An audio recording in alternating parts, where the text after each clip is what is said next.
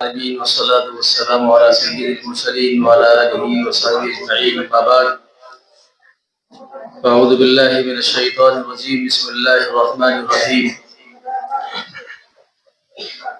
قل هل يستوي الذين يعلمون والذين لا يعلمون إنما يتذكر أولو الألباب وقال النبي صلى الله عليه وسلم إن الله يرفع بهذا الكتاب أقواما ويضع به الآخرين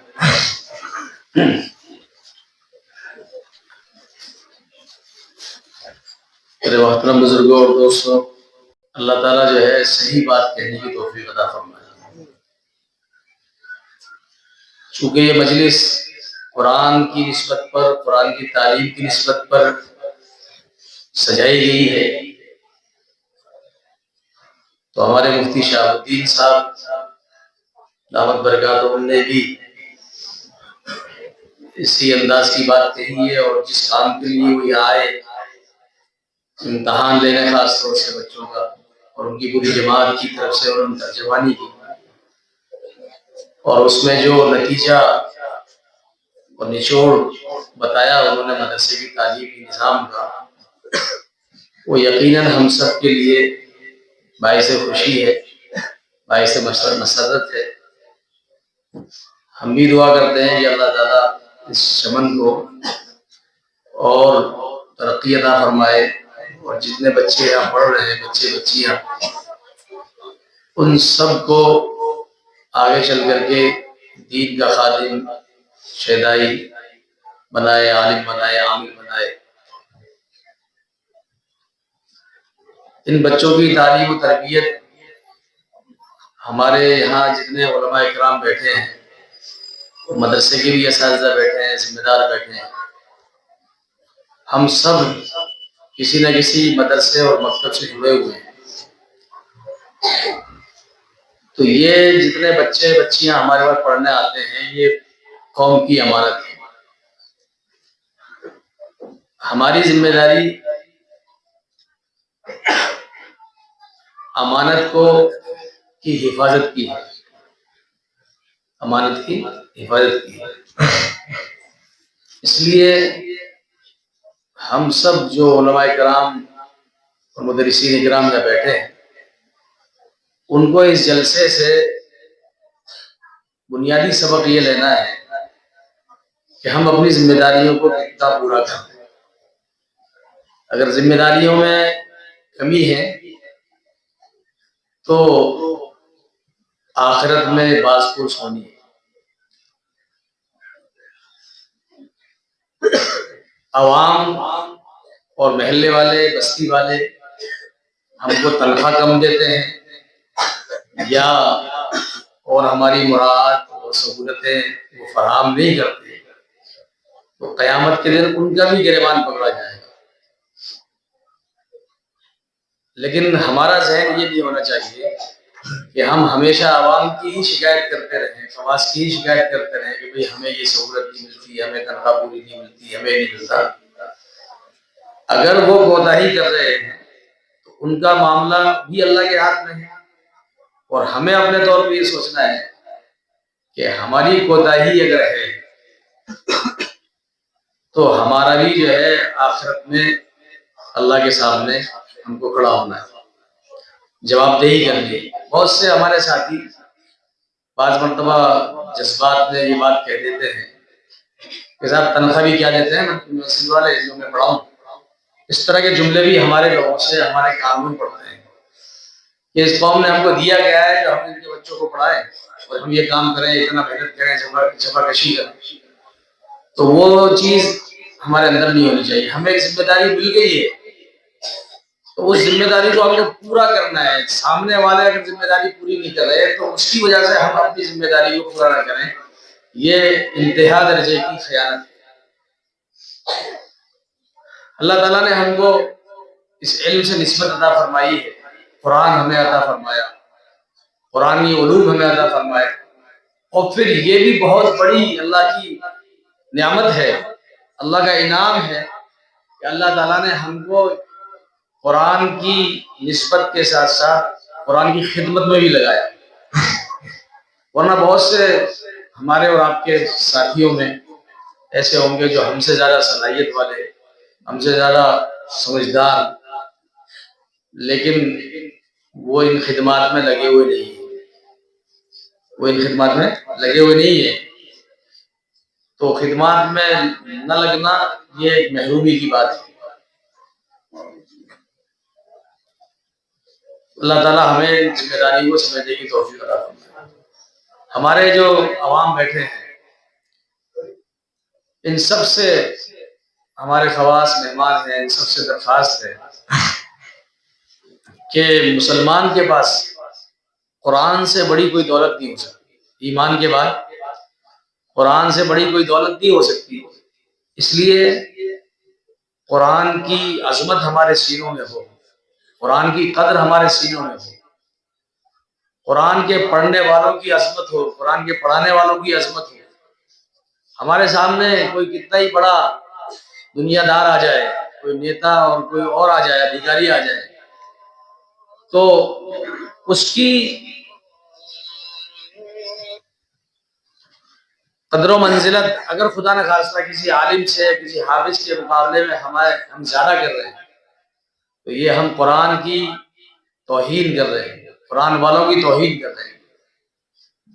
قرآن سے محبت کرنے والوں اور قرآن سے کے پڑھنے والوں سے محبت کرنے والوں کے لیے اللہ نے بڑے وعدے کیے، اور دنیا میں بھی اللہ انعام دیتا ہے۔ اور جو قرآن کے پڑھنے پڑھانے والوں سے بغض رکھتے ہیں، عداوت رکھتے ہیں، اللہ ان کو دنیا میں پکڑتا ہے، اللہ ان کو دنیا میں پکڑتا ہے۔ بہت سارے ایسے لوگ آپ کو ملیں گے جن کا کام ہی مسجد مدرسے والوں کے، علماء کرام کے خلاف بولنے کا ہوتا ہے۔ ہمارے مدرسے میں ایک مرتبہ قطب پور میں حضرت مولانا عبدالرحیم صاحب فلاحی، مرحوم مولانا غلام محمد وسطانی صاحب کے مدرسے میں، وہاں بڑے مدرس تھے مولانا مفتی عبداللہ صاحب ہاسوٹ والوں کے بھائی، وہ آئے تھے تو انہوں نے بیان میں ایک بات کہی تھی کہ قرآن کے پڑھنے والے، مدرسے چلانے والے، مکتب چلانے والوں سے محبت کرو۔ اور انہوں نے کہا کہ میں ایک گاؤں میں جاتا ہوں ہمیشہ، ایم پی کے علاقے میں، اور اس میں ایک ہمارے شاگرد نے مدرسہ کھولا اور مدرسہ چلایا، تو مدرسے کا جو گندا پانی باہر نکل کے کھیتوں میں جاتا تھا، اطراف میں کھیت میں تھے تو وہ غریبوں کے کھیت تھے، تو وہ بیچارے کچھ نہیں کہتے تھے، بھئی مدرسے والوں کا پانی ہے، کوئی دقت نہیں۔ لیکن اسی بستی میں دوسرا ایک محلہ تھا جس میں کچھ بڑے زمیندار قسم کے اور مالدار قسم کے لوگ رہتے تھے، چودھری قسم کے لوگ رہتے تھے۔ وہ ان غریب لوگوں کو اکساتے تھے کہ تمہارے کھیتوں میں پانی آ رہا ہے، مدرسے والوں کو منع کیوں نہیں کرتے، مدرسے والوں کو روکتے کیوں نہیں؟ وہ بہت زیادہ ان کو تکلیف ہوتی تھی، ان کو تکلیف نہیں ہوتی تھی جن کے کھیت تھے، اور ان کو بہت زیادہ وہ ابھارتے تھے اس بات پہ کہ مدرسے والوں کے تم خلاف کیس کر دو، مدرسے والوں کے خلاف یہ کر دو، فلاں کر دو۔ لیکن بیچارے یہ جو کمزور قسم کے مسلمان تھے وہ برداشت کرتے رہے کہ بھئی مدرسے والے کہاں جائے گا پانی، ہمارے کھیتوں میں نہیں جائے گا تو کہاں جائے گا۔ تو مولانا عبدالرحیم صاحب نے اس کو قسم کھا کے بات کہی تھی کہ میں اس گاؤں میں 10 سال سے جاتا ہوں، تو جو غریب قسم کے لوگ تھے اللہ نے ان کو مالی وسعت عطا فرما دی، اور ان کے ہر گھر میں کوئی نہ کوئی حافظ مولوی بن گیا، اور جو دوسرے محلے کے لوگ تھے جو چڑھتے تھے ان باتوں سے، ان کا ایک گھر بھی نہیں بچا جس میں کوئی پاگل پیدا نہیں ہوا۔ ان کے گھر میں کوئی اللہ ماشاء اللہ کوئی گھر بچا ہوگا، نہیں تو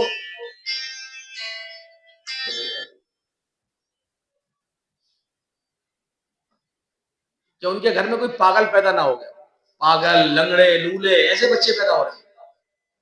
تو قرآن عظیم کی مخالفت، بھئی کوئی قرآن کے پڑھنے پڑھانے والوں سے بغض رکھ رہا ہے اور ان سے عداوت رکھ رہا ہے، ان کے خلاف کارروائی کر رہا ہے، تو یہ تو گویا کہ اللہ کو چیلنج کر رہا ہے۔ کیا کر رہا ہے؟ اللہ کو اپنا مقابل بنا رہا ہے. جیسے مثال کے طور پہ اللہ رب العزت نے سود کے بارے میں قرآن میں یہ بات کہی کہ اگر تم سود نہیں چھوڑو گے تو فَأَذَنُوا بِحَرْبٍ مِّنَ اللَّهِ، تو تم اللہ کے سے جنگ کے لیے تیار ہو. تو ایک حکم کہ سود کو نہیں چھوڑو گے تو اللہ کی طرف سے جنگ کا اعلان ہے. تو جس قرآن میں سود جیسی یعنی کتنی برائیوں کا حکم، اس کو چھوڑ دینے کا حکم ہے، اور کتنے اللہ کے احکامات ہیں، نماز روزے کا حکم ہے، اس پورے قرآن کو سیکھنے والے، ان کو سکھانے والوں سے کوئی آدمی عداوت کر رہا ہے، یہ تو پوری شریعت کو چیلنج کر رہا ہے اور پوری شریعت کو مٹا دینے کی کوشش کر رہا ہے. اس لیے مدرسے والوں، دین کی کوئی بھی خدمت کر رہا ہو آدمی، اس خدمت میں اگر ہم معاون نہیں بن سکتے تو ہم اس میں معاند نہیں بنے، مخالف نہیں بنے، اور آدمی ڈرتا رہے کہ کہیں میری کسی چھوٹی موٹی حرکت سے کوئی دین کے کام کو نقصان نہ ہو جائے. تو یہ ہم مسلمانوں کے لیے، عوام کے لیے سب سے بڑی بات ہے. اگر ہم ان بچوں کو دیکھ کر کے ہمارا دل بھر آتا ہے، خوش ہوتا ہے، علماء کرام کو دیکھ کر کے ہم عظمت کے ساتھ کھڑے ہو جاتے ہیں، ان کا اکرام کرتے ہیں، تو انشاءاللہ یہ ہماری ادا اللہ کو پسند آئے گی، اور اللہ رب العزت دنیا میں بھی اس سے ہم کو نوازیں گے، اور آخرت تو ہے ہی ہمارے لیے ہمیشہ ہمیشہ کی زندگی، اس میں بھی اللہ رب العزت جو ہے وہ جن سے محبت کرو گے. اللہ کے نبی صلی اللہ علیہ وسلم کے پاس ایک آدمی آیا، ایک صحابی آیا، نئے صحابی تھے، زیادہ مشہور نہیں تھے. انہوں نے کہا کہ اللہ کے نبی صلی اللہ علیہ وسلم قیامت کب آئے گی؟ اللہ کے نبی صلی اللہ علیہ وسلم نے اس سے کہا بھائی تو نے قیامت کے لیے کیا تیاری کر رکھی ہے؟ تو انہوں نے کہا کہ میں نے تو کچھ تیاری نہیں کر رکھی، کوئی بڑی تیاری نہیں کر رکھی قیامت کے لیے، بس اتنی سی بات ہے کہ میں آپ سے محبت کرتا ہوں. کیا کہا؟ میں آپ سے محبت کرتا ہوں. تو اللہ کے نبی صلی اللہ علیہ وسلم نے اس کے جواب میں کیا کہا؟ آپ نے فرمایا المرء مع من احب، کہ قیامت کے دن آدمی اس کے ساتھ ہوگا جس کے ساتھ محبت کرتا ہو.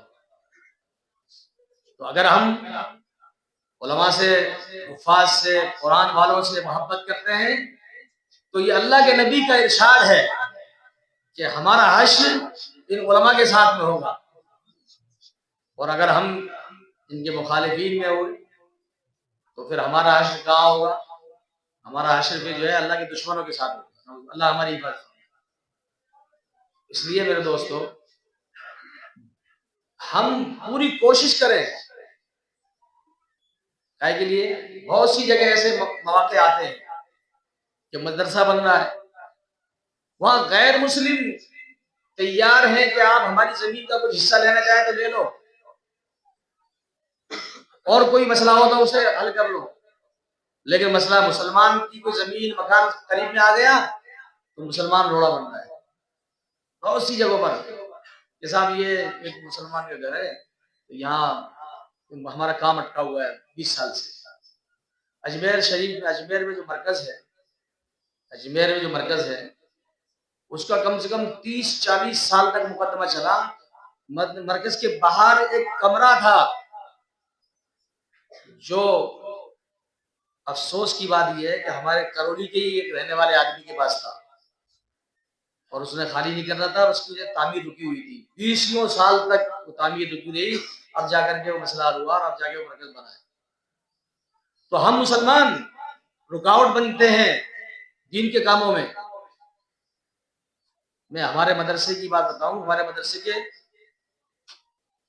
طرف جو ہے نا وہ غیر مسلموں کے بھی کھیت ہیں، مسلمانوں کے بھی ہیں. تو غیر مسلموں نے آج تک ہم کو کوئی تکلیف نہیں پہنچائی، کچھ برا بھلا نہیں کہا. ان کے کھیت میں ہم نے ہمارے گٹر کا گڈھا بنا دیا تو اس نے یہ کہا کہ آپ نے چھوٹا کیوں کر دیا، تھوڑا سا اور بڑا کر لیتے اس کو، ہمارے اس کھیت میں کیا فرق پڑ رہا ہے. اور مسلمانوں کے کھیت میں اگر کچرا بھی چلا جائے تو پریشانی. تو اس لیے ہم مسلمان ہیں، یہ دین کے قلعے ہیں مدرسے. اگر یہاں قرآن نہیں پڑھایا گیا، قرآن پڑھانے میں رکاوٹ پیدا ہو گئی، تو پھر اس قرآن کو کون سکھلائے گا؟ آج پوری امت، پوری دنیا میں اسلام کو مٹا دینے کی، قرآن کو ختم کر دینے کی سازشیں ہو رہی ہیں، اور انہی سازشوں میں ہم بھی شریک ہو رہے ہیں۔ آج ایک عام بیماری ہے پوری امت میں، اور وہ بیماری اتنی خطرناک ہو گئی ہے کہ دینداروں کا بھی طبقہ، ایک بہت بڑا دینداروں کا طبقہ ایسا ہے کہ وہ بھی جو ہے نا، وہ دوسروں کی بانی بولنے لگتا ہے کہ آئے تو مدرسے والے آج کل ایسے ہی ہو گئے، یہ ہو گیا، فلاں ہو گیا، علماء کے حال بہت برا ہے، یہ ہے وہ ہے۔ علماء کی برائی ایک چرم پر پہنچی ہوئی ہے۔ عالم سے، کسی حافظ سے، کسی امام سے ذرا سی غلطی ہو جائے، ایک امام 20 سال سے امامت کر رہا ہے، اور ذرا سی کوئی خطا ہو گئی، ہم اس کا بستر باندھ دیتے ہیں۔ کیا گزرتی ہوگی اس کے سینے پہ؟ اس لیے ضرورت ہے اس بات کی کہ اہل علم کی قدر ہو، اہل علم کا وقار ہو، اہل علم کی غلطیوں کو ہم عفو درگزر سے کام لیں۔ مولانا وہ بیان ابھی چھوٹا سا ایک بیان آیا تھا، اس مولانا کیا نام ہے، گمن صاحب کا، کہ جس گائے کا آپ کو دودھ پینا ہے، جس بھینس کا دودھ پینا ہے، اس کو گوبر بھی تمہیں اٹھانا ہے، کہ کوئی اور اٹھائے گا؟ جس بکری کا دودھ پینا ہے آپ کو، اس کی مینگنی بھی آپ ہمیں اٹھانی ہے۔ تو جن علماء کرام سے، جن حفاظ سے، جن اساتذہ سے ہمارے بچے پڑھ رہے ہیں، ہمارے محلے میں جو نورانی مخلوق پیدا ہو رہی ہے، نظر آ رہی ہے، یہ کس کی محنت ہے؟ یہ مدرسوں کی محنت ہے، ان مکاتب کی محنت ہے۔ اس کی قدر کریں ہم۔ آج حالت یہ ہے کہ مدرسے کا سال کا آخر ہوتا ہے تو 100 میں سے 90% مدرسے والے بیچارے پریشان ہوتے ہیں، جیسا بجٹ ختم ہو گیا، تنخواہ کیسے دیں گے، بچوں کے راشن کیسے آئے گا، اور بیچارے نہ جانے کیسے کیسے محنت کر کے، کوشش کر کے اور نظام چلاتے ہیں، لیکن ہم امت کے ہمارے اوپر جو نہیں رہتی ہے۔ ہم ذکر کرتے ہیں، تذکرہ کرتے ہیں کہ صاحب پریشانی یہ ہو رہی ہے، بجٹ نہیں ہے، تنخواہ نہیں ہے، تو ہم سے 100 روپے بھی ہماری جیب سے نہیں نکلتے اس پریشانی کے۔ اس لیے ہم قدر کریں اس بات کی کہ یہ مدرسے اور مکاتب جو ہم کا نظام چل رہا ہے ہمارے علاقوں میں، یہ بہت بڑی اللہ کی نعمت ہے۔ اس نعمت کی قدردانی یہ ہے کہ ہم ہر لائن سے مدرسے والوں کے معاون بنے۔ زمین خریدی جا رہی ہے تو اس میں معاون بنے۔ اب امت کا حال یہ ہو گیا، امت کے پاس زکوٰۃ کے علاوہ کچھ نہیں ہے دینے کو، زکوٰۃ کے علاوہ کچھ نہیں ہے۔ زکوٰۃ کے علاوہ امداد کا پیسہ چاہیے، تو امت جو کہہ رہی ہے پہلے ہم کو کھلاؤ پھر ہم پیسے دیں گے، ووٹ کرو۔ یہ ووٹ کرنا کوئی بہت اچھی چیز نہیں ہے چندے کی، لیکن مجبور ہیں ہم مدرسے والے کہ صاحب پیسے امداد کے پیسے آ نہیں رہے، ووٹ کریں گے تو اس میں امداد کے پیسے بن جائیں گے، تو یہ مجبوراً کیا جا رہا ہے، ورنہ ہونا ہی چاہیے۔ اللہ کے نبی صلی اللہ علیہ وسلم نے فرمایا کہ اذا مات العبد انقطع عنه عمله الا من ثلاث، کہ آدمی جب مر جاتا ہے تو اس کے اعمال کا سلسلہ منقطع ہو جاتا ہے مگر 3 چیزوں سے، ان صدقۃ جاریہ او علم ينتفع به او ولد صالح يدعو له، کہ کوئی صدقہ جاریہ کیا ہو کسی نے تو صدقہ جاریہ کا مستقل ثواب ملتا ہے، جب تک وہ چیز مدرسہ بنایا، مسجد بنائی، کوئی اور کام کیا تو اس کا ثواب تا قیامت ملتا رہے گا۔ نیک عمل علم سکھلایا لوگوں کو، تو اس علم سے جتنا نفع لوگوں کو ہوتا چلا جائے گا اس کا ثواب بھی ملتا رہے گا، اور نیک اولاد چھوڑی ہے تو وہ نیک اولاد جو بھی عمل کرے گی اس کا ثواب ملے گا۔ تو صدقہ جاریہ جو مسئلہ ہے نا، صدقہ جاریہ ہمارا پورا علاقہ بالکل اس سے غافل ہے، صدقہ جاریہ کرنے کا مزاج بالکل نہیں ہمارے علاقے میں۔ اب گزشتہ 20-30 سال ہیں، ان میں تو مجھے کوئی نظر نہیں آتا الا ماشاءاللہ کوئی ہم سے پوشیدہ ہو کہ صاحب یہ فلاں صاحب نے جو ہے نا مسجد بنوائی ہے، یا فلاں صاحب نے مسجد مدرسہ بنوایا ہے، یا صاحب جو ہے نا یہ فلاں صاحب نے وہ اتنی زمین دی ہے مدرسے کے لیے، کہ صاحب مفتی صاحب پلاٹ ایک میرا ہے لیکن میں ویسے نہیں، میری زکات 3-4 سال کی بن رہی ہے، اس میں بھر لو اس پلاٹ میں، یہ حال ہے ہمارا۔ اور اس سے بھی آگے کا حال یہ ہے کہ اگر زیادہ تقاضا کر دیا اور زکات دے چکا آدمی تو کہ صاحب انٹرسٹ کے پیسے پڑے ہوئے بینک میں، وہ اگر چل سکتے ہو مدرسے میں تو لے لو۔ اس لیے ہم اپنی گاڑی کمائی میں سے بھی لگائیں، ہم زکات کے علاوہ بھی مدرسوں میں لگائیں، مسجدوں میں لگائیں۔ مسجدوں والے بہت پریشان ہے، مسجدوں کا مدرسے والوں کو تو پھر بھی زکات مل جاتی ہے، مسجد کا کام کوئی چھیڑ دیتا ہے تو وہ تو بیچارے جو چھیڑنے والے ہوتے ہیں نا توبہ کرتے ہیں، کان پکڑ لیتے ہیں کہ اب کبھی دوبارہ جو ہے نا مسجد کا کام میں نہیں چھیڑوں گا، کہ کوئی چندہ ملتا ہی نہیں مسجد کا، جو ہمارے پاس